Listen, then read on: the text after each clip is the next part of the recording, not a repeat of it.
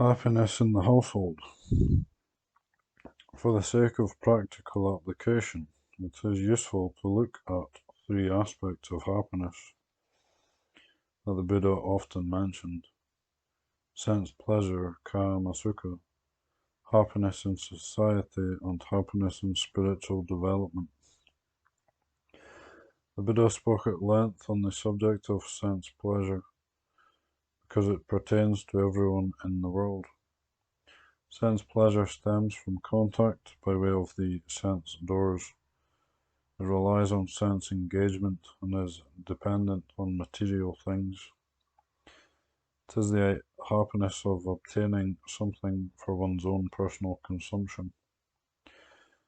The improper response to and mismanagement of sense pleasure is the source of myriad problems in the world, both personal and social, including interpersonal conflict, competition, and persecution. If one is to solve human problems effectively, one must address this issue. One must encourage people to develop wisdom in order to manage sense desire and sense pleasure correctly. At the very least, the advantages of engagement with sense pleasure should outweigh the harm. In any case, the subject of sense pleasure has been covered at length earlier in this chapter. Here, let it suffice simply to mention it as one aspect of happiness highlighted by the Buddha. The second kind of happiness, happiness in society, is derived from friendship, goodwill, and living together with kindness and compassion. The two primary sets of principles pertaining to this form of happiness are the four divine abidings, Brahma Vihara, and the four bases of social solidarity, Sangha Vatu. Moreover, if one wishes for society or a democracy to be truly stable, one needs to foster the six virtues conducive to a communal life. Saraniya Dhamma, see below. The primary emphasis for this kind of happiness focuses on the divine abidings, which have been explained above. Here, for the sake of practical application, we can look at the key example of how these mental states exist in family situations, beginning with the happiness of parents when they witness the well-being and happiness of their children. Parents are often used as an example when explaining the four divine abidings of loving kindness, compassion, appreciative joy, and equanimity, because it is in their nature for parents to possess these qualities. Mothers in particular epitomize these qualities and are thus used as a standard in scriptural explanations. Mothers wish for their children to be happy, healthy, and content, free from pain and illness. To see her child happy fulfills a basic wish for a mother, which in turn makes her happy. This wish for the child to be happy and healthy is called loving kindness, metta. If their child falls ill, parents will become anxious and concerned. They will strive to treat the illness, find a cure, and restore the child to good health. They will not feel happy until the child is cured. When the child completely recovers from the illness, parents are satisfied. Their wishes have been fulfilled and they experience happiness. This wish for the child to be free from suffering and to recover a state of well-being is called compassion, karuna. If the child grows up well, is physically attractive and graceful, excels in his or her studies, finds good work, and is promoted to a good position, i.e. the child prospers and thrives. The parents are delighted, and the wish for their child to blossom and succeed is fulfilled. This wish for the child to thrive and discover ever greater happiness, and the shared rejoicing when this wish is fulfilled, is called appreciative joy, mudita.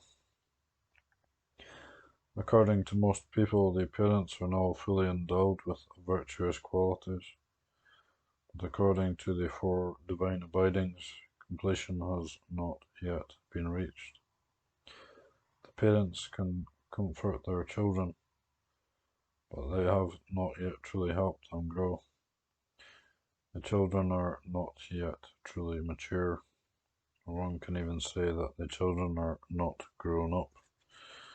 They will remain dependent on their parents for emotional support. One needs to remember the fourth factor of equanimity, upekkha. In the case that children need to learn how to take responsibility for their lives and their actions, parents must let go and refrain from acting on behalf of their children.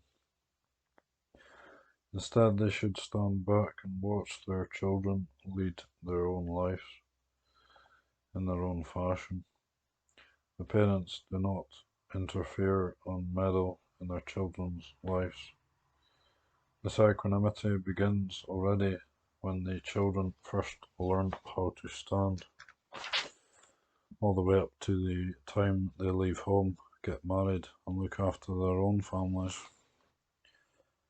In reference to this time when children leave home and start their own families, parents are discouraged from barging into their children's new homes and interfering in their affairs. They should refrain from trying to organize and rearrange their children's lives, otherwise they become a source of suffering for their children, creating conflict and discomfort for them and their spouses. When one recognizes that one's children are growing up and that the time has come for them to look after themselves, one steps back and observes. If one sees that they require some help or support, one provides assistance. One doesn't abandon them. One can still offer guidance and advice, but one refrains from interfering too much. This wish for the child to abide in a correct and purposeful way, to not behave in a faulty or errant manner, and to live righteously, while the parents maintain dispassion, objectivity, and impartiality, is called equanimity, upekkha. This factor of equanimity needs to be emphasized because many people misunderstand it and thus do not know how to apply it effectively. Equanimity, upekkha, is the link between emotions and knowledge. It is the balancing point between love and insight, the meeting point between the mind, citta, and wisdom, panya. In regard to the first three divine abidings, it is recommended to combine these with wisdom so that they lead to beneficial results.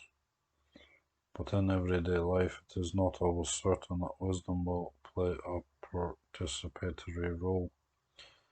For example, it is possible to love without being wise. Equanimity, however, stems directly from wisdom. It can only arise accompanied by wisdom. Equanimity without wisdom is a counterfeit equanimity and may be referred to as stupid indifference. With the balancing influence of equanimity, the practice by parents of the first three divine abidings helps children to develop emotionally, promotes mental health. The children will be able to feel love, goodwill, and compassion. But if things are imbalanced by the absence of equanimity, parents simply coddle their children, which makes them weak and dependent on others. If the parents are strongly prejudiced in favour of their children, the children will become demanding and spoiled. They will expect others to please them, and they will be unable to sympathise with other people. Indeed, equanimity is the driving force in spiritual development, particularly in regard to intelligence, fortitude, skill, and a sense of responsibility. Although it is both normal and necessary for parents to apply equanimity when raising their children, they are often not aware of this quality and do not know how to benefit from it in the maximum way. Take, for example, a mother who loves her infant son dearly and nurses him and feeds him. Yet, in order for the child to grow up, it is appropriate for him to learn how to use a spoon, a fork, a bowl, etc., and to be able to look after himself. One day the mother knows that it is time for the child to learn how to feed himself. She teaches him how to use a spoon and lets him learn from trial and error. She lets go and observes his progress. She repeats a similar lesson for peeling a banana or peeling an apple. This is equanimity. Parents then ask themselves, what should our children be able to do? What skills should they master? They continue to apply equanimity by presenting their children with tasks or challenges and offering advice. They then let go, observing how their children stand on their own feet. Eventually, the children become proficient in many areas. If parents only express kindness and compassion, their children will tend to remain passive. If they combine these qualities with equanimity, their children will become observant and industrious.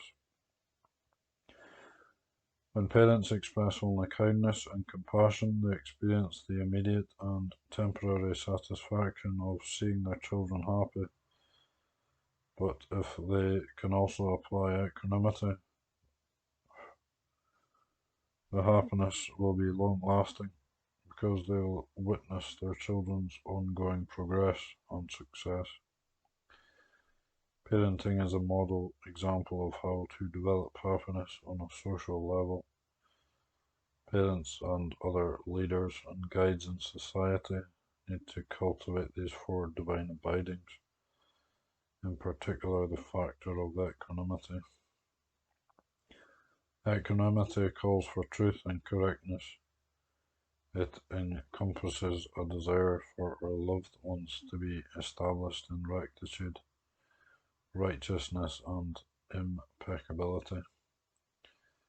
This is a supreme form of desire, and when this desire is fulfilled, one experiences a profound and abiding happiness.